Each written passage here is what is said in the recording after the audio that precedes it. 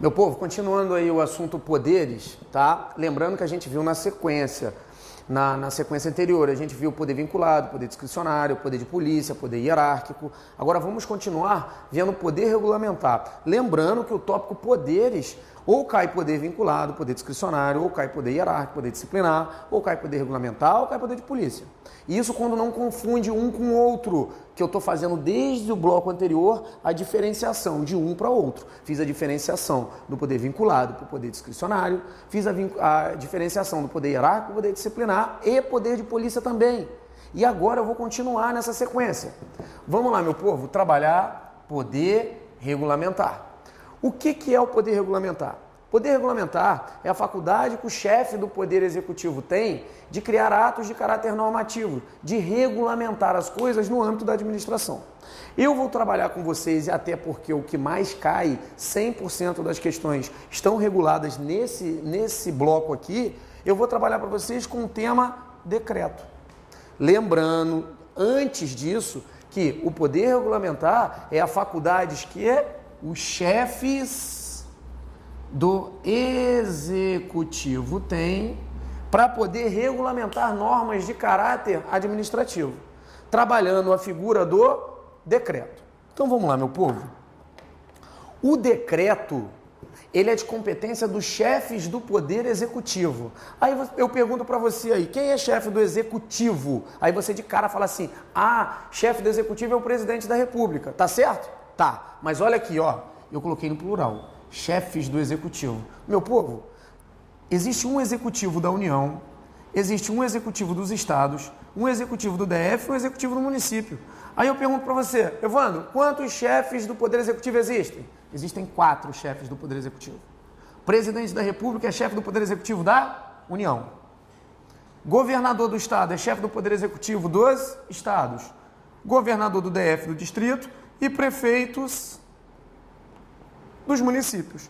Então você já sabe que esses 4, presidente, governador e prefeito, esses são competentes para soltar a palavra decreto, ato de caráter normativo de competência exclusiva dos chefes do Poder Executivo. Evandro, agora você colocou uma palavrinha e eu estou me confundindo. Qual palavrinha que é essa? Exclusiva, competência exclusiva. Evandro, por que é de competência exclusiva? O que quer dizer isso, meu povo? Para entender o que é competência exclusiva, eu tenho que fazer a diferença para competência privativa. Olha, não tem jeito. Eu sou o pior do mundo. Por isso que eu sou o pior do mundo, eu dou os piores exemplos do mundo, mas pode ter certeza que ele vai entrar na tua cabeça. Presta atenção. Qual é a diferença de competência exclusiva para privativa? Eu pergunto para você, meu filho, eu vou perguntar para o câmera ali, o Joé. O Joé vai me responder, ele só vai sacudir a cabeça. A tua mulher, olha para cá, é de competência exclusiva ou é de competência privativa? De cima ou de baixo? O Joé falou certinho, que é o nosso câmera, ele falou, não, Evandro, o que é isso? A minha mulher é de competência exclusiva.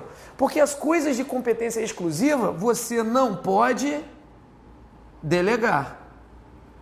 Competência privativa, você delega. Filho, delegar é dar para outra pessoa fazer aquilo que você ia fazer. Tu vai delegar a tua mulher? Não vai, né? A mesma coisa o presidente da República faz.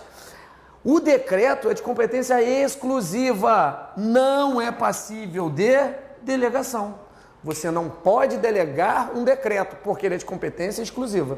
Então vem para cá. Vamos tudo de novo. O poder regulamentar é a faculdade que os chefes do Poder Executivo, que você sabe que é o presidente, o governador do DF e o prefeito têm, para editar atos de caráter normativo que regulamentam a administração pública.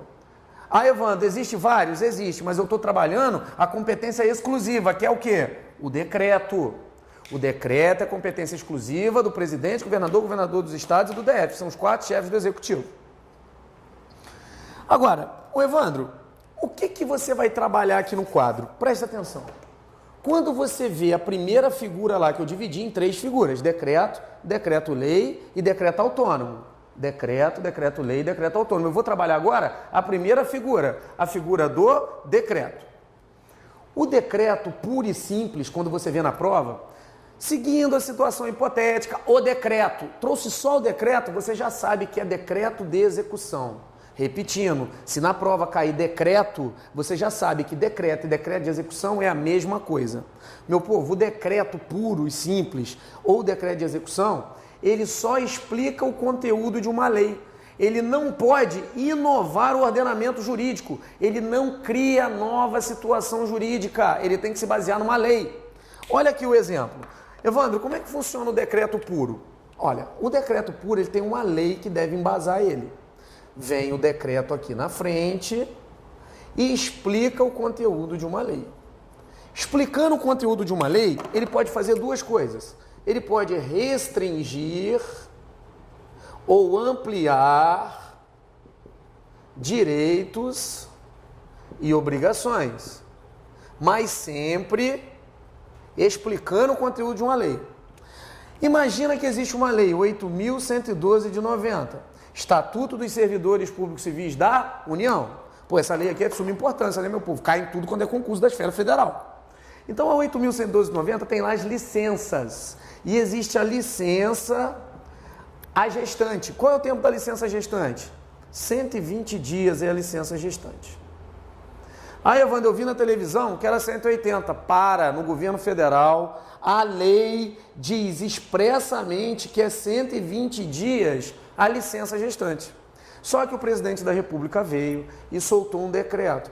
Evandro, por que foi o presidente que soltou um decreto? Porque a lei é federal. Se essa lei é federal, é uma lei da União. Se é uma lei da União, a competência é do chefe do Poder Executivo da União. Então, o presidente que solta esse decreto.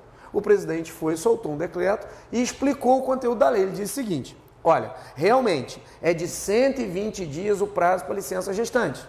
Contudo, se a gestante pedir, se ela não colocar o filho numa creche, se ela não trabalhar em outro lugar para ganhar 2 vezes, trabalhar ganhando de licença e querer trabalhar em outro lugar para ganhar dobrado, ela pode fazer o quê? Ela pode pedir uma prorrogação de 60 dias. Evandro, quer dizer que o presidente soltou um decreto explicando esse artigo que dizia que era 120 dias a licença gestante. Nessa situação, a mulher pedindo prorrogação, a licença vira 180? Lógico que não. Por que não? Porque isso aqui é prorrogação. O decreto não tem força para chegar aqui, travar isso aqui e transformar em 180. Decreto não muda a lei, ele não inova o conteúdo de uma lei, ele não inova o ordenamento jurídico. Decreto só explica. Evandro, para mudar isso aqui de 120 para 180, o que tem que acontecer? Tem que vir um projeto de lei, passar na Câmara, para o Senado e lá para sanção e promulgação do presidente da República. Somente lei muda lei, decreto não muda lei. Então, acabamos de matar a primeira figura, a figura do decreto ou decreto de execução. Meu povo, tomando muito cuidado, porque o decreto de execução é de competência, olha aqui, exclusiva, ou seja, não pode ser delegado. Tranquilo? Vamos agora passar para o próximo, que é o decreto-lei. Pessoal, olha só, passamos aí a figura do decreto, ou decreto de execução, mesma coisa. Vamos agora para a figura do decreto-lei. Evandro, o que eu tenho que saber do decreto-lei? Olha, o decreto-lei, eu quero que vocês coloquem bem na cabeça que ele é o seguinte, ele pode estar em vigor, só que ele não pode mais ser editado. Evandro, por que ele não pode ser mais editado? Meu povo, isso aí, na verdade, é uma aula bem pesada, é a aula do professor Daniel Sena. É chamado Teoria da Recepção de Norma Constitucional. Em 1988, houve a ruptura do sistema social. Daqui de 88 para frente, todo o sistema foi apagado e começou tudo do zero quando se promulgou uma nova Constituição. A Constituição Federal, a promulgação de uma nova Constituição é chamada poder originário, ela pode tudo. Nada pode ir contra ela. Antes da Constituição de 88, a realização e a formatação do ordenamento jurídico era diferente. Por exemplo, o Código Penal Brasileiro, de 1942, ele foi concebido de uma forma diferente. Ele está na formatação decreto-lei. Lá o chefe do Poder Executivo, que é o presidente da República, diretamente, sem lei que o suportasse anterior, ele foi, assinou um decreto e botou para funcionar com força de lei, criando obrigações e direitos na ordem constitucional. Então, o próprio presidente da República mandou que fosse escrito um Código Penal, pegou o Código Penal, assinou o Código Penal e botou em vigor. Não tinha que passar pela Câmara, pelo Senado, não tinha nada disso não. Simplesmente ele assinou como decreto e tinha força de lei. Isso não pode acontecer mais. Mas, Evandro, por que ele está valendo? Você imagina, se chegasse aqui em 88, quando houve a ruptura do sistema social, do sistema constitucional, tudo que tivesse contra a Constituição não pudesse entrar. Realmente, se estiver contra a Constituição, não pode entrar. Mas se não confrontar ela em algum sistema, você pode colocar em vigor aquilo lá. Por exemplo, o Código Penal, antes de 1988, ele previa o crime de roubo, que é o artigo 157. E lá tem uma pena. A Constituição Federal veio e regulamentou as penas. Por exemplo, não pode haver pena cruel, não pode haver pena de morte. Tudo que está aqui, que não está contra a Constituição, começou a vigorar com o Código Penal normalmente e está valendo, porque está respeitando as normas da Constituição nova. Agora, por exemplo, coisas que estavam no bojo do Código Penal de 42, que confrontam a Constituição, não pode estar vigorando. Por exemplo, se estivesse prevendo pena de morte aqui, esse artigo, esse inciso, ia entrar aqui na Constituição como inconstitucional, então não ia estar valendo. Então, o Código Penal foi concebido como decreto-lei, entrou vigorando, ele ainda é um decreto-lei, só que de forma alguma pode ser feito novamente na mesma formatação desse sistema que foi feito em 1942. Aqui, depois de 88, tem que respeitar as novas regras. Aqui não existe decreto-lei, só existe a figura da lei. Mas o decreto-lei pode estar vigorando, porque você imagina, apagar tudo que estava, todos os decretos-lei, e ter que reformular tudo em sistema de lei de novo, passando pela Câmara, pelo Senado, ia ficar um vazio muito grande por muitos anos. Porque até tudo ser regulamentado, o que ia acontecer com roubo, com furto, com outras coisas? Então, antes de 88, existia a concepção do decreto-lei e poderia ser feito essa formatação. O presidente assinava e soltava aquilo com força de lei. Hoje não existe. Hoje ele pode estar vigorando, mas tudo que está contra a Constituição é declarado inconstitucional. Tudo que tiver de acordo pode estar vigorando. Então, o decreto-lei, antes de 88, ele podia ser concebido. Depois de 88, não existe a figura de você criar um decreto-lei. Mas os que já estavam vigorando antes de 88 foram recepcionados pela Constituição Federal, mas não pode estar contra os ditames dela. Exemplo, se houver pena de morte, a pena de morte ela vem com aquele artigo sendo declarado inconstitucional. Então matamos a figura do decreto-lei. Vem para cá, decreto-lei. Fins de prova, pode estar vigorando, mas não pode mais ser editado. Tranquilo, vamos passar para a próxima figura. Meu povo, estamos chegando no fim do poder regulamentar, né? Vamos pegar a terceira figura? Decreto autônomo. Olha só, cuidado, porque eu acabei de falar do decreto e agora eu estou falando do decreto autônomo. Evandro, diferença. Primeiro está na forma de escrever. Um é decreto puro ou decreto de execução. O outro é decreto autônomo. Correto? Meu povo, até antes de 2001, não existia a figura do decreto autônomo. Depois de 2001, existiu duas situações de decreto autônomo. Evandro, quais são as situações do decreto autônomo?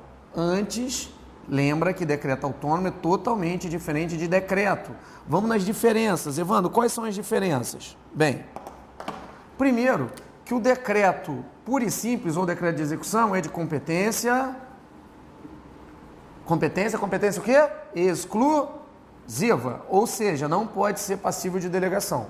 Já o decreto autônomo pode ser passível de delegação. Ele é de competência privativa. Evandro, por que ele é de competência privativa se ele é decreto? Ele é de competência privativa por força da própria Constituição Federal, do artigo 84, que diz que pode ser delegado o decreto autônomo. Então lá vai a primeira dica. Diferença, decreto ou decreto de execução é de competência exclusiva e decreto autônomo de competência privativa. Enquanto aqui, eu falei para vocês que tem que ter uma lei, os chefes do executivo vêm aqui e se embasam nessa lei para poder explicar o conteúdo da lei. E lembrando, no decreto, mais uma diferença. Aqui quem pode editar decreto são os chefes do executivo. Olha aqui, chefes do executivo. Presidente, governador do estado, governador do DF e prefeito. Aqui em cima é diferente, o decreto autônomo é de competência somente do presidente da República. Então, quem é competente para soltar um decreto autônomo? Somente o presidente da República, e ele pode ser delegado, que é de competência privativa. Ô Evandro, em quais situações pode acontecer direto isso aqui? Não. O decreto autônomo é considerado a exceção. Ele é considerado a exceção, primeiro, ele é exceção porque a regra, o decreto é de competência exclusiva, ele é privativo. A regra é que o decreto é dos chefes do Poder Executivo. A exceção é que só o presidente da República pode soltar. Então, o decreto autônomo. E ele pode sair em quais situações? Vem para cá. Ele pode sair Ele está previsto no artigo 84, inciso 6º, a linha A e B. Pode ser soltado o decreto autônomo quando a organização e funcionamento da administração federal, quando não implicar aumento de despesa, nem criação ou extinção de órgãos públicos. Toma cuidado com isso aqui, tá? Criação ou extinção de órgãos públicos jamais pode ser feito mediante decreto de qualquer forma.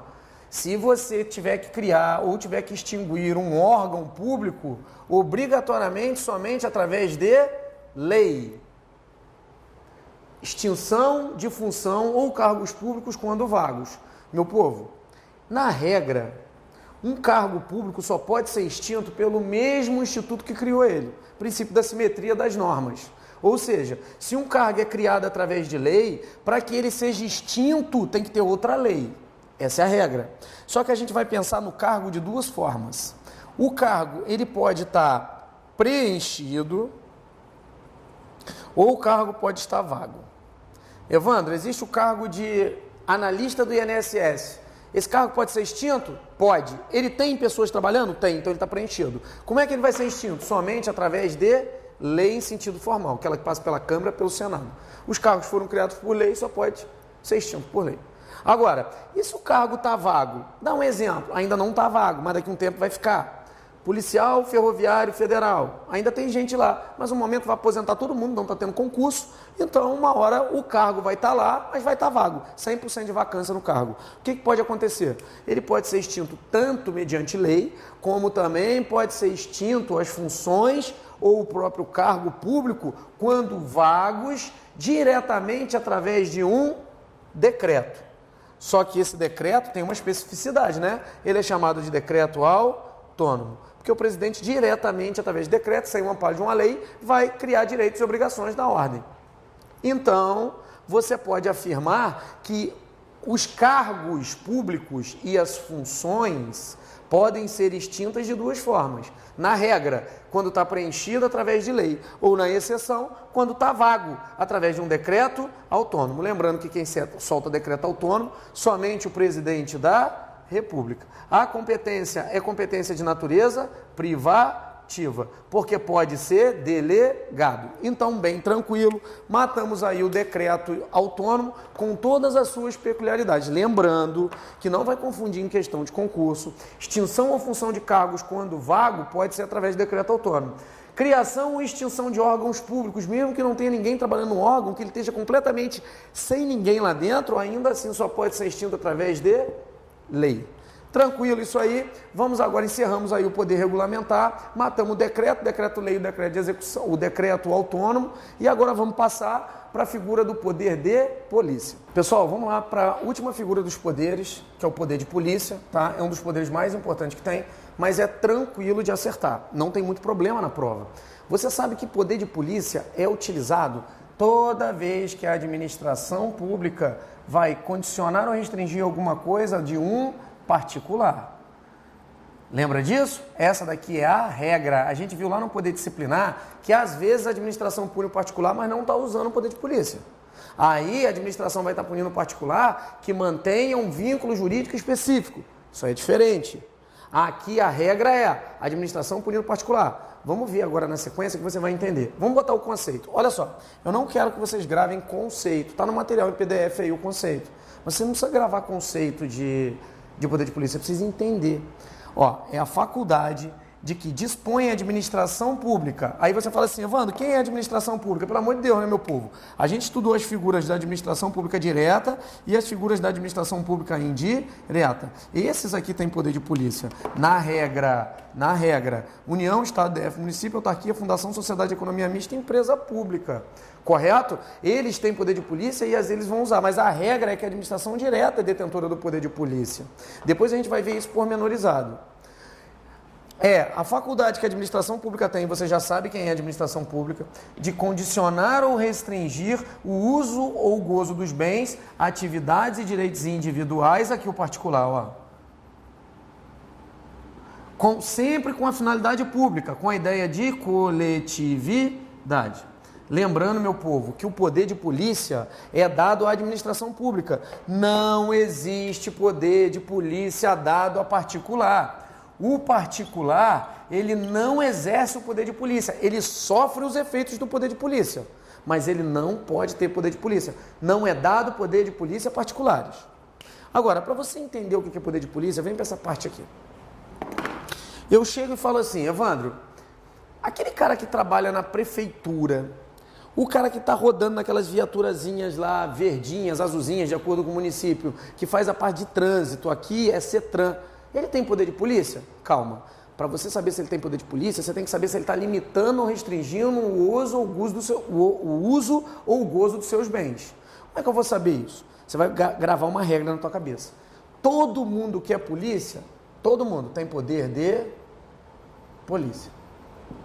Repetindo, todo mundo que é polícia tem poder de polícia. Agora, nem todo mundo que tem poder de polícia é polícia. Essa palavra polícia, ela é dada em estrito senso, lá no artigo 144 da Constituição. Quem é a polícia? Considerado polícia.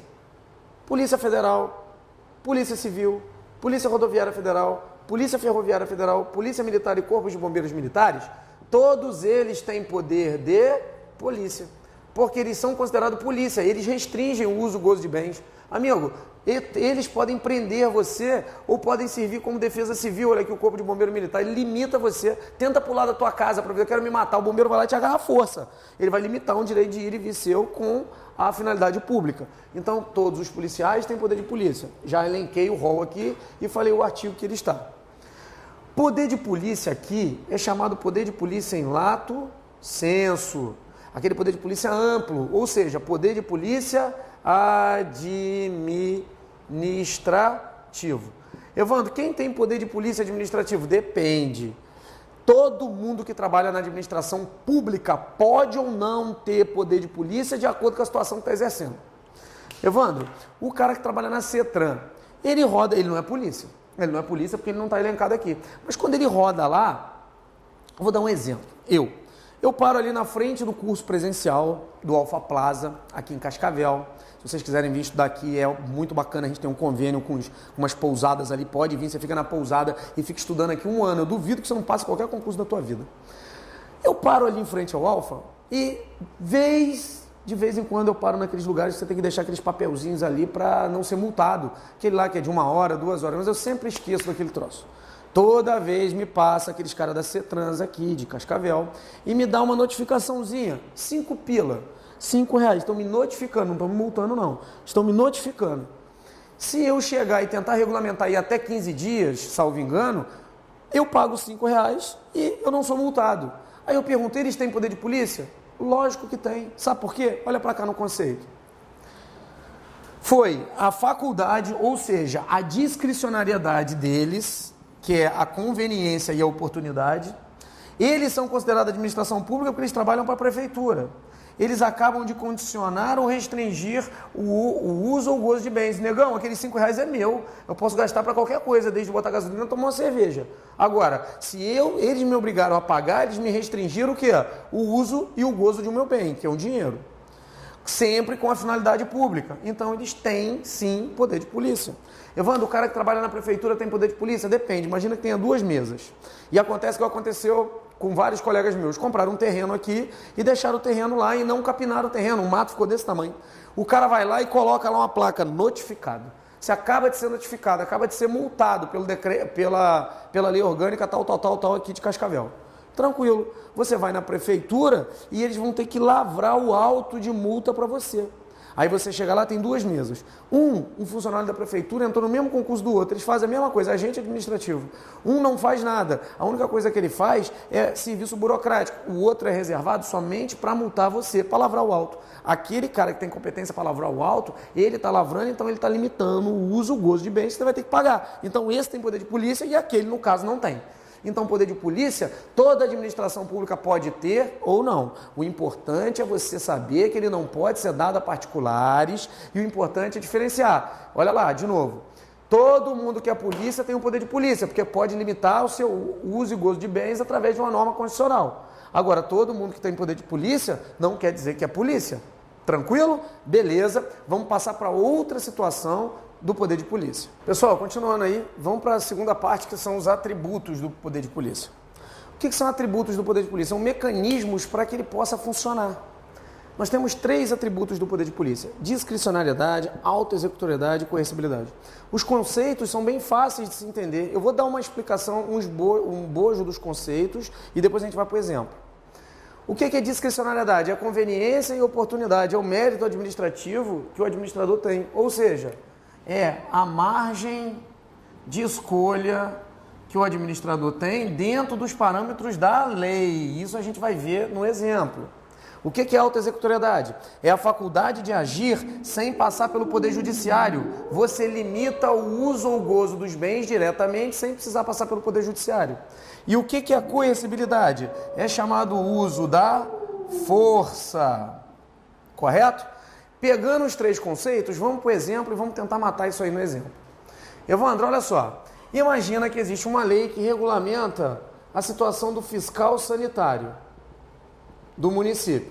Opa! Primeiro, se existe uma lei que regulamenta o fiscal sanitário está trabalhando para a prefeitura. Se ele está trabalhando para a prefeitura, ele é administração pública. Se ele é administração pública, você já sabe que ele pode ou não ter o poder de polícia. Imagina que essa lei fale o seguinte: olha, fiscal, sai pelas ruas, sai pelos estabelecimentos e se você achar produto estragado, você pode 1. Multar, 2. Destruir, 3. Suspender de 1 a 90 dias de acordo com a situação.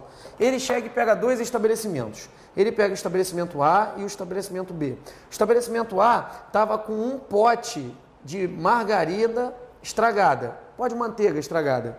O B estava com 1 tonelada de carne podre. Bem, os 2 são produtos estragados e a lei não delimitou, não falou a quantidade, só falou que se ele pegasse produto estragado, ele podia isso, isso e isso. Você sabe que ele vai ter que usar, nesse caso concreto, a legalidade, impessoalidade, moralidade, publicidade e eficiência, e vai ter que usar também a razoabilidade e a proporcionalidade, os princípios explícitos e implícitos. Ele chega, analisa o caso concreto e escolhe na melhor forma possível, com conveniência e oportunidade, o mérito administrativo dele, a melhor aplicação. Opa, Evandro, ele chegou aqui na letra A, que é um porte de margarina, e deu só a multa. E ele chegou aqui na B, que tinha 1 tonelada, ele deu tudo. Multa, mais destruiu, mais suspendeu até 90 dias. Pode fazer isso? Pode, porque ele está usando o primeiro atributo, que é a discricionariedade. Margem de escolha dentro do que a lei permite ele fazer, com legalidade, impessoalidade, moralidade, publicidade e eficiência, razoabilidade e proporcionalidade. Evandro, aí o que acontece? Aí, amigo, ele está limitando o uso ou gozo de bens. Querendo ou não, essa carne estragada pertence ao supermercado. Está lá no artigo 5º, direito à propriedade privada. Só que, para fins para defender a coletividade, para fins de normas da administração pública, que ela tem supremacia do interesse público sobre o privado, ele vai e limita o uso ou gozo de bens dele. Ou seja, está usando o poder de polícia no primeiro atributo, que é a escolha, a discricionariedade, e ele vai e tira todo esse poder de propriedade que o dono do supermercado tem, mas ele não precisa pedir para o judiciário. Ele pode agir diretamente, ele chega lá e fala: olha, o negócio é o seguinte, a carne está estragada, eu tenho o poder de polícia, já escolhi dentro do que a lei me permitia a melhor situação possível, agora eu estou automaticamente pegando e limitando o seu direito. Ele apreende todas aquelas mercadorias sem pedir ao poder judiciário. Tranquilo? Essa é uma faculdade que a administração pública tem. Agora, imagina que o dono do supermercado fala, não, eu estudei direito constitucional, essa carne estragada é minha e eu tenho direito a fazer isso, porque é um direito à propriedade privada. E aqui você não entra, ele impede você de entrar. Você vai e usa a coercibilidade, que é o uso da força, chama os poderes que você tem, você chama todas as prerrogativas que você tem direito. Você é o fiscal, você está sozinho, você não pode entrar, chama a guarda municipal, chama a polícia militar, arromba a porta à força e apreende as mercadorias. Então você está usando na plenitude desse exemplo os três atributos do poder de polícia: discricionariedade, autoexecutoriedade e coercibilidade. Esses mecanismos são feitos para que a administração consiga funcionar. Lembrando que os limites do poder de polícia se encontram na razoabilidade e proporcionalidade. Você não pode usar o poder de polícia como arbitrariedade, senão você vai entrar no chamado abuso. Poder de polícia não se confunde com arbitrariedade, você usa discricionariedade, que é a melhor escolha dentro dos parâmetros da lei. Lembrando que arbitrariedade é classificada como abuso de poder.